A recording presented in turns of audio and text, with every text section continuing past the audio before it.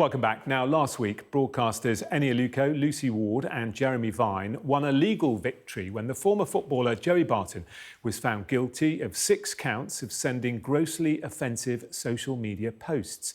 During the trial, Barton argued he was the victim of a political prosecution and that his comments aimed at Eni Aluko and Lucy Ward were simply dark and stupid humour. But jurors at Liverpool Crown Court found his comments had crossed the line between free speech and a crime.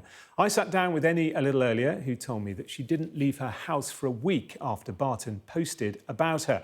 I asked her what her initial reaction was to seeing those messages. I was really shocked. Joey Barton is someone who I've only ever had, prior to January 2024, had positive interactions with, that he initiated. You know, he was very positive about my career, very positive about big moments in my career, moving to Juventus, you know, playing for England. So 4 years later to have, you know, this just kind of onslaught of posts comparing me to serial killers and murderers, Fred and Rose West and Stalin and Pol Pot, and just the most extreme things, putting my head on their bodies. And I was stunned and devastated, really, just didn't understand. And I think the problem is always the amplification of that. You know, that starts with one person, and it becomes millions of people then thinking it's okay to say similar things. You know, throughout the last 2 years, you know, we've had to get in touch with much smaller accounts. And when I say we, my lawyers, you know, there's one lad that posted that I should be shot. You know, this is where it starts to get really dangerous, because people think they can just say what they want because a bigger account has emboldened them to do so.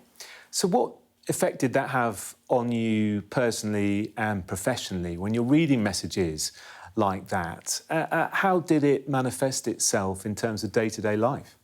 Yeah, I mean, I was devastated. It came out of the blue, as I said, and I was just doing my job. It didn't really make sense.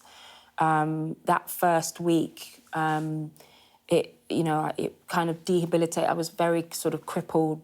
You know, didn't really feel like I could do anything. You know, after I reported it to the police, I then left the country because I just couldn't really cope being in this sort of fishbowl type, you know, experience where you feel like everybody's talking about you. You start getting very paranoid about, you know, that leading into physical violence, or somebody, you know, accosting you on the street and knowing what's been said. This is the thing with online abuse. There's an invisibility to it that feels very uncomfortable. You know, if you say something to me on the street, I know who I'm dealing with. With online abuse, it's this kind of wave that you don't know where you're, you know, where the people who are saying these horrific things about you are. They could be next door, they could be down the road. And that is a really, really horrible feeling. I think people sometimes like to minimise the impact of words, but it's bullying. You know, it's the same feeling. You know, if anyone's getting bullied in school or at the workplace, it has a really damaging impact, and it's no different when it's online. Especially, and I'm quoting now, when you hear you're only there to tick boxes. You know, when you've worked so hard, playing for England, getting to the top in the world of punditry, and then to be told that. Well, that's just racism, isn't it? It's just pure racism. Because, you know, I think when you get reduced to just the colour of your skin, despite all the things I've done, despite the hard work that I've put in, to some extent, you know, I've had to go through some really difficult things to get to where I'm at. So, you know, that's just, you know, in my view, pure racism. And I'm delighted that the jury have said that crosses the line. Because to my earlier point, I've seen that over and over again. You're just a tick box, you're a DEI hire, and it's just been amplified over and over again to the point it's been normalised as a slur. So I'm glad that that's now been criminally said. That's, you know, that's too much. Well, I was going to ask you about that because it's an interesting point, isn't it? We know that free speech is under attack in this country, but as you say, the prosecution made it very clear that there is a line.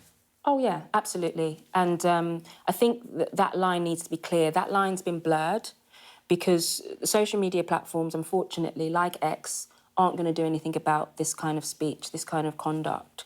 And so people generally live in this vacuum where they think they can say whatever they like. So I'm a big fan of clear lines. I'm a big fan of, knowing exactly where, how much you can say, because we all have to regulate our speech in a civilised society. You cannot just say what you want, and I don't think we've ever been able to.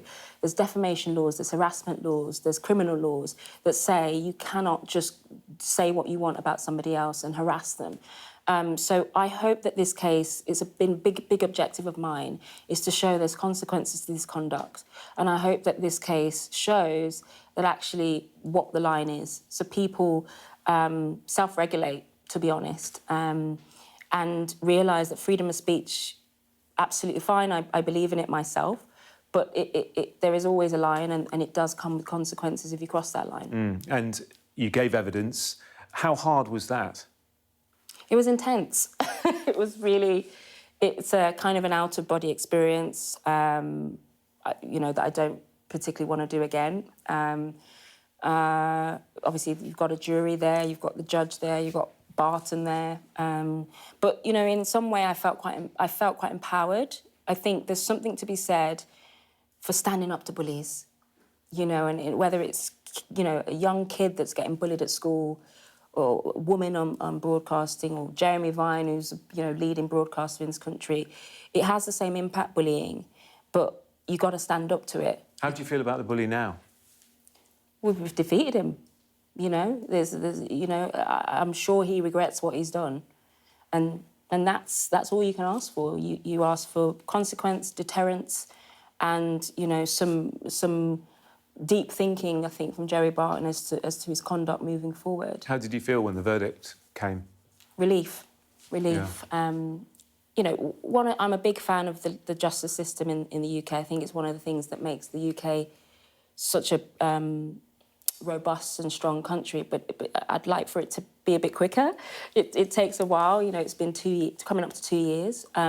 But I'm very, very grateful to the police, to obviously the jury that sort of made a decision that was fair and just in my view. And hopefully moving forward, I'll be able to, not have to deal with this kind of conduct again. Yeah, I mean, moving forward, how are you going to do that? What are your next steps now this is behind you? Well, I think it's really important for me to always prioritise being in spaces that I feel protected and I feel respected. Obviously, as visible broadcasters, as a public figure, you are going to get people who just don't think you're very good and have an opinion on you. That's absolutely fine. That's always been the case. But I think more generally, I want to be in environments where I thrive. I want to be in an environment where there's a culture where, for me as a black woman, I feel protected. So I think that's really important moving forward. And I'm always open to working with, whether it's Ofcom or government, kick it out. I speak to those guys a lot who deal with a lot of the sort of increasing racism and sexism in football. I'm passionate about that work and I'm committed to that work so that not just me, other people also benefit from making sure that this culture this sort of awful culture doesn't impact them.